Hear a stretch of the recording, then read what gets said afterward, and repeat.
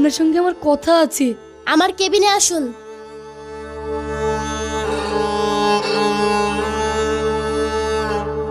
বলুন। ওই 5 নম্বর বেডে যে মেয়েটি শুয়ে আছে, ওর কি হয়েছে? ওর ইমিডিয়েট কিডনি ট্রান্সপ্ল্যান্ট করতে হবে, তা না হলে ওকে বাঁচানো মুশকিল।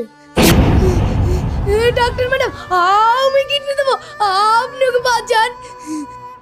সত্যি আপনি কিডনি দেবেন? আপনি পেশেন্টের কে হন?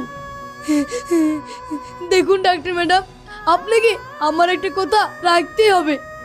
এই কিডনি কে দিল সেটা যেন ওরা কেউ জানতে না পারে।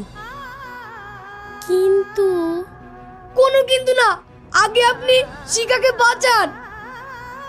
ওর জীবনের কাছে কোনো শর্তই বড় নয়।